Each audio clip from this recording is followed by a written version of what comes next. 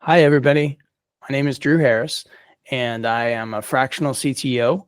I have over a quarter of a century of experience in product and engineering leadership. Ran my own SaaS company for a number of years. I specialize in helping SaaS companies grow and scale. And I wanted to spend a few minutes right now to just share some information about what it's like to be a fractional CTO and what that means, what that looks like, and how to execute on it. This is just an introduction. This is just to give people who are interested in that some information and help them along their way.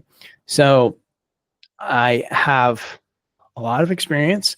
I ran my own SaaS company for a number of years, and I also do coaching. So I'll just jump right into it, and we can get started with these 3 pillars. So in regards to being a fractional CTO, from my perspective and my experience, there are 3 key pieces that they all have to be there, or the 3-legged stool, so to speak, will fall over. So 1, you're already very familiar with. 2, you're probably pretty familiar with as well. But number 3 is where a lot of people have some problems, and that's the marketing and sales side. So we'll get into that for just a little bit too, just to kind of help you in your journey in regards to expectations. And so let's talk about technology. Technology is great.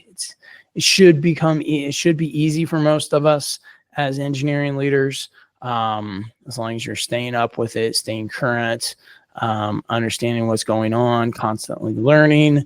You're familiar with the pattern. Well, that same pattern applies to marketing and sales. We'll talk about that in a minute. And then there's the leadership side. The leadership side is all about people. How do you manage and interact with people? How do you lead people effectively? That's a key part of being a CTO or an engineering leader or a product leader, or especially as a fractional CTO. That's what the companies are looking to you to do, is to come in to provide strategy, to provide leadership for their teams, to help them be effective, to help them accomplish their goals. But you can't just stop there.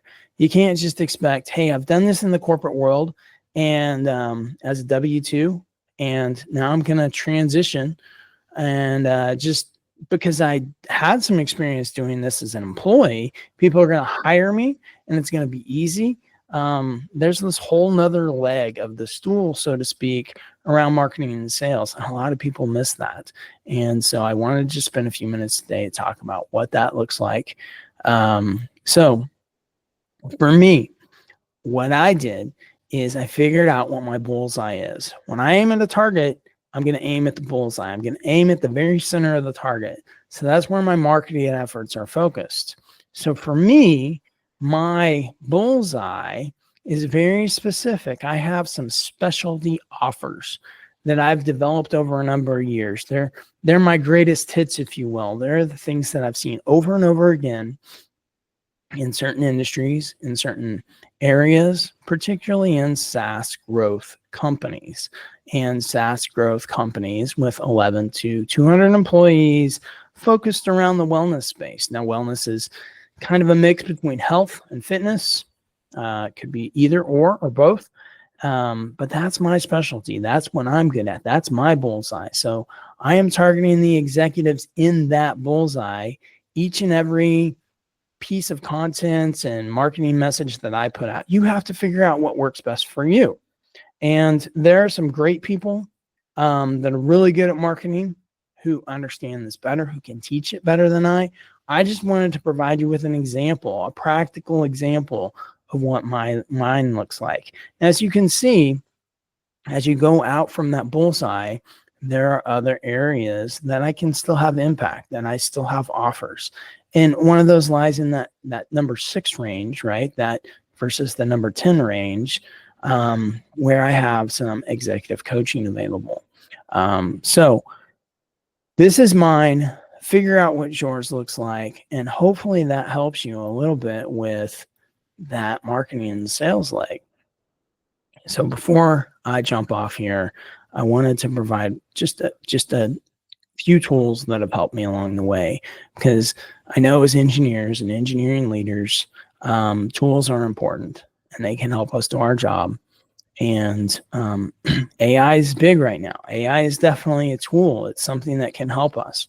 I found a tool that I find exceptionally useful. It's called Visible. And Visible is a tool, and this is not product placement. This is just a tool that I use that saves me a bunch of time, essentially. It has one-on-ones. It builds these narratives. It connects to, or allows me to connect it to, lots of different things within the company that I'm helping. It allows me to connect it to GitHub. It allows me to connect it to their calendar, to Slack, to Jira, and it aggregates all of that data for me, provides me with a live feed of what's going on within my organization. I can just kind of watch that. I can filter that. But I won't spend any more time on Visible. Visible is a great tool. vzbl.dev. It's just a great tool that I've had a lot of success with. So the other piece is in the marketing and sales piece.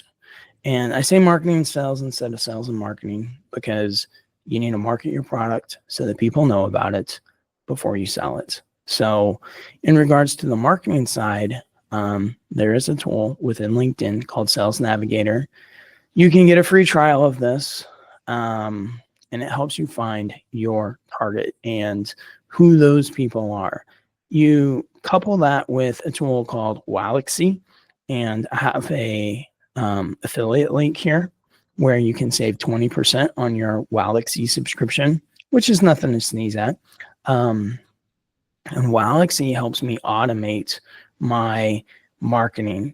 And like engineering and managing teams, you need to have KPIs. So you need to have KPIs for yourself.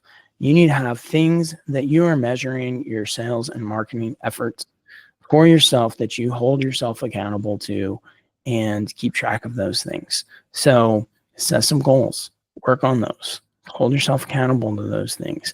Make sure you're sending out the right number of messages, test different messages. There's a whole marketing and sales learning curve. And I've had to learn that myself, and I'm always having to learn more. There's some authors here that have changed my life. In regards to my entrepreneurship, I just want to share a few of those. Seth Godin is a great one. He helped me when I ran my own SaaS business to understand that trust marketing is important and building trust with people is important. The book that I read from him is called Permission-Based Sales or Permission Marketing. I can't remember the exact name of it, but you can go look him up. He apparently has a podcast and some new materials. He's really good. Alex Hormozi is a newer author. He's written a few books on basically turning your business into $100 million business. He talks about the marketing aspect. He talks about creating what your offer is. Great author. Highly recommend him. Jeffrey Gitomer is one who helped me with sales, helped me understand how to do sales and how to do them better and more effectively. Jeffrey's book that I really liked was called The Little Red Book of Sales. And one last set of authors is Jocko and Leif. And these guys are former Navy SEALs. They have some fantastic stories to share. They do have a podcast as well that you can listen to, but they are honed in on this leadership leg of the stool. And they have a book called Extreme Ownership. If you haven't read it, I highly recommend that. So hopefully today in this short video, I've given you a little bit in regards to what to expect and a little bit about how to gear your efforts to being an entrepreneur and being successful as a fractional CTO. If you'd like to hear more, if you'd like to learn more, connect with me. I'm happy to help you out. As I said, my heart and my soul is all about helping people be the most effective that they can be, helping people grow, helping SaaS companies scale. If I can help you to do that, give me a call, reach out on LinkedIn, direct message me, Find me on my website. It's the one Drew Harris is my brand. I'm not hard to find. Otherwise, have a wonderful day, and I hope that this video helped you. Thank you.